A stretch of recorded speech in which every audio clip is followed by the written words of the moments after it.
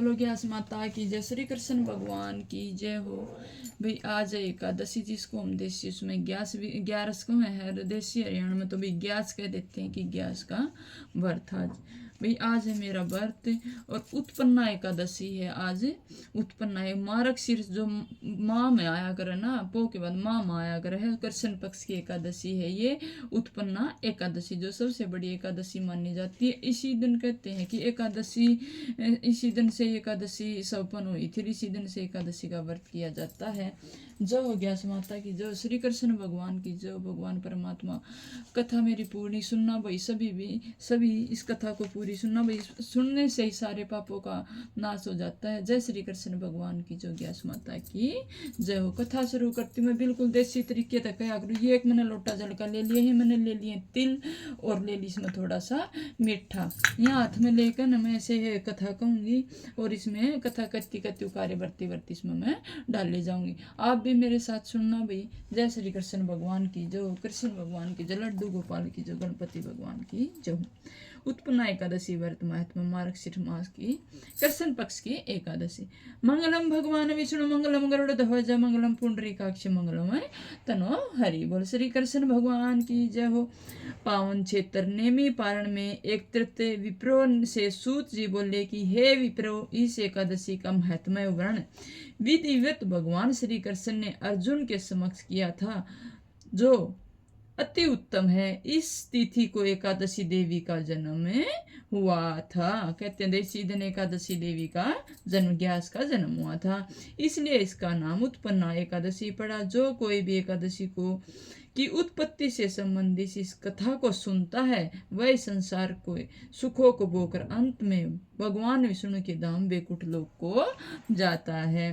उस समय जैसा धनुधर अर्जुन ने भगवान श्री कृष्ण से पूछा था, वही मैं आपको बताता हूँ। अर्जुन ने पूछा कि हे जनार्दन, इस एकादशी का महत्व है, इसका क्या फल मिलता है, साथ ही ये भी बताए कि ये व्रत किया कैसे जाता। भगवान श्री कृष्ण बोले कि हे अर्जुन, तुम मेरे प्रिय और तुमसे यह अति उत्तम प्रश्न किया है, जो उसका उत्तर भी एकाग्रचित होकर सुनो। हे पार्थ, हेमंत ऋतु के समय जब कल्याणकारी मार्गशीर्ष मास आए, तब उसके पक्ष कर कृष्ण पक्ष की एकादशी तिथि को यह व्रत करना चाहिए। एकादशी की पूर्ण रात्रि अर्थात दसवीं की रात्रि में दातुन कुल्ला करके रात्रि में ही भोजन कर लेना चाहिए। फिर अगले दिन अर्थात एकादशी तिथि को सवेरे संकल्प अनुसार कार्य संपन्न करने चाहिए। दोपहर के समय नदी, तालाब, बावड़ी, कुएं आदि में स्नान करना चाहिए। यहाँ यह भी समझ लो कि कुएं में स्नान करना निम्र कोटि का है, बावड़ी में स्नान करना मध्यम, तालाब में स्नान करना उत्तम है, लेकिन नदी में स्नान करना अति उत्तम है। अतः नदी में ही स्नान करने का प्रयास करना चाहिए, क्योंकि ऐसे जल में जहाँ खड़े होकर स्नान करने पर जल के जीवों को पीड़ा हो तो भी पाप पुण्य एक समान होता है। जल को छान कर घर में ही स्नान करने के समान उत्तम स्नान तो कोई है ही नहीं। हे अर्जुन, स्नान करने से पहले मृत्तिका स्नान करना चाहिए। इसमें पूरे शरीर का मृत्तिका मिट्टी का लेप करना चाहिए। उस समय इस मंत्र को बोलना चाहिए, अशोक क्रांते रथ क्रांते विष्णु क्रांते वसुधरे मृतिके हैर में पापम यन्मया पूर्ण सचितमम। अर्थात हे वसुधरे पृथ्वी देवी, 100 घोड़े रथ तुम पर चलते हैं। भगवान विष्णु ने विवामन रूप से तुम्हें अपने पैरों से नाप डाला था। हे मृतिके, पिछले समय में मैंने जो भी पाप किए हैं, तुम उन सब का हरण कर लो। इस प्रकार स्नानोपरांत संकल्प पूर्णम पापी, झूठे, पाखंडी, पर स्त्रीगामी, चोर आदि से दूर रहें। मिथुन, निंद्रा, काम, क्रोध आदि का त्याग कर दें। यदि अज्ञातवश कोई त्रुटि रह जाए तो भगवान सूर्य देव के दर्शन कर अक्षमा मांगे लेनी चाहिए। फिर घर के पूजन कक्ष में धूप दीप नवेद अर्पित कर भगवान विष्णु का पूजन करें। एकादशी की रात्रि में भोजन कीर्तन आदि करके ब्राह्मणों को दीक्षिणा से संतुष्ट कर अक्षमा मांगते हुए नमस्कार करें ना चाहिए। हे पांडु पुत्र, कृष्ण पक्ष व शुक्ल पक्ष की एकादशियों में भेद नहीं करना चाहिए। दोनों ही एकादशियों को व्रत करना चाहिए। बताई गई विधि के अनुसार जो कोई भी व्रत करता है उसे अतुलनीय पुण्य की प्राप्ति होती है। व्रतकर्ता को वही पुण्य मिलता है जो शंखोदार तीर्थ में स्नान दर्शन करने से मिलता है। प्रभास क्षेत्र में सूर्य व चंद्र ग्रहण काल में स्नान करने से जो पुण्य मिलता है वह एकादशी की व्रती को मिलता है। केदार क्षेत्र में जल सेवन से धरती पर पुण्य जन्म नहीं मिलता। जो एकादशी का व्रत करता है उसे अश्वमेघ यज्ञ से भी 100 गुना अधिक फल मिलता है। तपस्वी जीवों को अपने घर भोजन कराने वाले को जो पुण्य प्राप्ति होती है वह फल एकादशी के व्रतकर्ता को निश्चय ही प्राप्ति होती है। वेद पाठी विप्र को 1000 गौओं का दान करने का जो फल मिलता है उससे भी 100 गुना अधिक फल एकादशी का व्रत करने वाले को मिलता है। एक आरती के 10 श्रेष्ठ विप्र को भोजन कराने से जो पुण्य मिलता है उसे 1000 गुना पुण्य एक ब्रह्मचारी को भोजन कराने से मिलता है, उससे भी 1000 गुना पुण्य कन्यादान का है, उससे 10 गुना अधिक अन्नदान का है। भूमि दान व कन्यादान से भी 10 गुना पुण्य विद्यादान का होता है। हे पांडु पुत्र, अन्नदान के बराबर कोई भी पुण्य नहीं है। इसे स्वर्ग में वास करने वाले पितरों की तृप्ति होती है। इस तरह जितने भी जप तप तीर्थ सेव का फल होता है वह एकादशी व्रत के फल के बराबर नहीं है।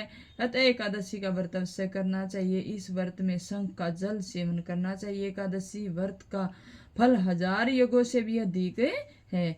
अर्जुन ने एकादशी की ऐसी महिमा सुनी तो उसने भगवान श्री कृष्ण से पूछा कि हे मधुसूदन, आपने एकादशी की महिमा का जो वर्णन किया है ना वह सब ठीक है, लेकिन ऐसा क्यों? पुण्य में यह एकादशी उत्पन्न कैसे हुई? संसार में इसे इतना पवित्र क्यों माना गया है तथा देवताओं को भी यह प्रिय क्यों है? मेरे संशयों का आप निवारण करें। अर्जुन के ऐसे मनोभाव को जानकर भगवान श्री कृष्ण बोले कि हे कार्तिकेय, ध्यान पूर्वक सुनो। यह कथा सत्य युग की है। उस समय मूर नामक एक भयंकर राक्षस था जिससे सभी देवता भयभीत रहते थे। उस दुरात्मा ने देवराज इंद्र को जीतकर उनको उनके स्थान से भगा दिया था। इस प्रकार वे पृथ्वी पर विचरण करने लगे। एक बार सभी देवता एकत्रित होकर भगवान शिव के पास गए और उन्हें अपनी व्यवस्था के बारे में बताया। इंद्र ने शिव से प्रार्थना की कि हे आशुतोष, मूर राक्षस ने अत्याचारों से पीड़ित होकर हम देवताओं इस धराधाम पर विचरण करने को विवश हैं। हे प्रभु, अब हम देवता किसका आश्रय लें? तब भगवान शिव बोले कि हे देवराज, आप त्रिभुवनपति भगवान विष्णु के पास जाएं, वही आप लोगों की रक्षा करेंगे। यह सुनकर इंद्र देवताओं के साथ क्षीर सागर के तट पर गए। वहां भगवान विष्णु शय्या पर शयन कर रहे थे। देवराज इंद्र ने उन्हें हाथ जोड़कर नमस्कार करके उनकी इस प्रकार स्तुति की। हे देवश्यामी, आपको बारंबार नमस्कार है। हे असुर संहारक, हे कमलनयन, हे मधुसूदन, आप हमारी रक्षा करें। हे जगतपति, सभी देवता असुरों से भयभीत होकर आपके शरणागत हैं। आप ही सृष्टि के रचयिता हैं, पालनहार संहारक हैं, देव सहाय हैं, शांति दाता, आकाश व पाताल हैं। आप ही सर्वशस्त्र हैं। हे प्रभु, हम आपकी शरण में आए हैं। राक्षसों ने हमें स्वर्ग से खदेड़ दिया है, आप हमारी रक्षा कीजिए। देवराज इंद्र की ऐसी भावपूर्ति स्तुति सुनकर भगवान विष्णु बोले कि ये देवताओं, वह असुर कैसा है, उसका रूप बल कैसा है, वह रहता कहाँ है, यह सब मुझसे बताओ। तब इंद्र ने कहा कि हे प्रभु, पूर्व काल में ब्रह्मा जी की वंश परंपरा में नाड़ीजन नामक असुर हो चुका है जो अति भीषण था। उसी का पुत्र मूर है। वह अपनी राजधानी चंद्रावती में रहता है। उसने देवताओं को हराकर स्वर्गलोक से खदेड़ दिया है। उसने विश्व को जीत लिया है। उसने इंद्रासन पर दूसरे इंद्र को बैठा दिया है। इसी तरह वह स्वयं अग्नि, यम, वरुण, सूर्य, चंद्रमा बनकर पृथ्वी को तपा रहा है तथा मेघ बनकर जल बरसाता है। अतः हे प्रभु, आप उस राक्षस का वध करके देवताओं को उसका अधिकार वापस दिलाएं। देवराज इंद्र के ऐसे वचन सुनकर भगवान विष्णु बोले कि देवता, मैं तुम्हारे शत्रुओं का शीघ्र ही संहार करूंगा। ऐसा कहकर वो क्रोधित होकर चंद्रावतीपुरी में गए। उसके साथ देवता भी थे। सबने देखा कि उस समय मोर बार बार गरज रहा था। उसने भयभीत होकर देवता दोनों दिशाओं में भाग छूटे। वह असुर भगवान विष्णु को भी ललकारने लगा। तभी भगवान विष्णु के नेत्र क्रोध के कारण लाल हो गए। वे बोले कि अरे दुष्ट, देख मेरी इन भुजाओं को ऐसा कहकर वे अपने दिव्य बाणों से मूर राक्षस के सामने पहुंचे और चुन चुन कर असुरों का संहार करने लगे। उन्होंने असुर सेना पर चक्कर का प्रहार करके राक्षसों को तितर बितर कर दिया। अनेक राक्षस मारे गए। काफी समय तक दोनों में मल्ल युद्ध होता रहा। अंत में भगवान विष्णु विश्राम करने के लिए बद्रिकाश्रम चले गए। भगवान श्री कृष्ण बोले कि कार्तिक है, वहां सिंहावती नामक एक गुफा में भगवान विष्णु जाकर सो गए हैं। उस गुफा का एक ही दरवाजा था और वह बाहर योजना 48 कोस लंबी थी। वह राक्षस भी उसके पीछे पीछे गुफा में जा पहुंचा। वहां पहुंचकर राक्षस सोचने लगा कि यह दानों के लिए कंटक है, अतः निश्चय ही मैं इसे मार डालूंगा। तब राक्षस ऐसा विचार कर रहा था तो भगवान विष्णु के दिव्य शरीर से एक दिव्य कन्या अस्त्र शस्त्र धारण किए हुए प्रकट हुई।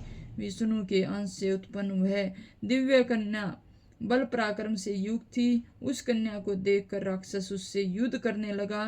कन्या के क्रोध वेश में राक्षस के अस्त्र शस्त्रों को खंडित कर रथ को भी तोड़ दिया। वह दैत्य इतने में ही कन्या के मल्ल युद्ध करने लगा, लेकिन कन्या ने उसे धक्का मारा तो मूर्छित हो गया।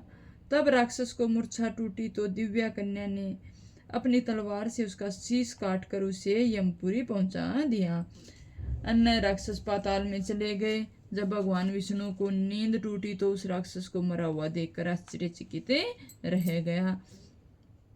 वे सोचने लगे कि इस असुर को किसने मार डाला। तब वह दिव्य कन्या हाथ जोड़कर बोली कि हे प्रभु, यह राक्षस आपका वध करना चाहता था, तभी आपके शरीर से उत्पन्न होकर मैंने इसका वध कर दिया है। तब भगवान विष्णु बोले कि हे कन्या, तूने इसका वध किया, अतः मैं तुम प्रति प्रसन्न हूँ। तूने तीनों लोगों को सुखी कर दिया है। अब तू अपनी इच्छा के अनुसार वर मांग। यह सुनकर वह कन्या जो एकादशी देवी थी, वो एकादशी देवी विष्णु भगवान के उससे प्रसन्न हुई थी कि भाई उसने उस राक्षस का वध किया था। बोली कि हे प्रभु, आप मुझे ये वरदान दें कि जो कोई भी मेरा व्रत करे उसके सभी पाप नष्ट हो जाएं और वह स्वर्गलोक में वास करे।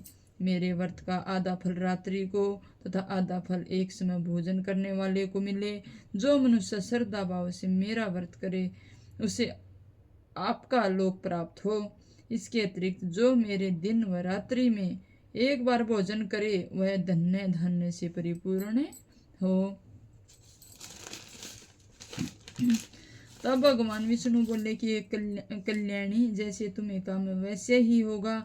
हे कन्या, तेरा जन्म एकादशी तिथि को हुआ है, अतः तेरा नाम भी एकादशी ही होगा।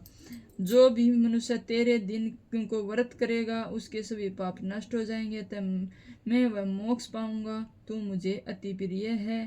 तेरे व्रत का फल सभी तीर्थों व दानों के फल जैसा होगा। इतना कहकर भगवान विष्णु अंतर्ध्यान हो गए। एकादशी भी भगवान के वचनों को सुनकर अति प्रसन्न हुए। भगवान श्री कृष्ण बोले कि ये कार्तिकेय, यह मैंने तुम्हें एकादशी की उत्पत्ति से संबंधित व्रत बताया है। एकादशी पाप नाशिनी व सिद्धिदायिनी है। जो व्यक्ति एकादशी का उपवास करता है वह बैकुंठ धाम को जाता है। जो कोई एकादशी महात्म्य का पाठ करता है उसे 1000 गौओं के दान का फल मिलता है। जो कोई दिन व या रात में एकादशी महात्म्य सुनता है मात्र वह भ्रम हत्या के दोष से मुक्त हो जाता है। बोलो ग्यास माता की जय, भगवान परमात्मा की जय हो। ग्यास माता की कथा हुई पूरी भी, जिसमें 2 कथा का है रस आत्मा से गणपति भगवान की कह लो या गौ माता की कह लो। मैंने पहले कह ली थी गौ माता गणपति भगवान की कहानी जोड़े में कही जाकर कहते हैं भाई बोलो ग्यास माता की जो, श्री कृष्ण भगवान की जो।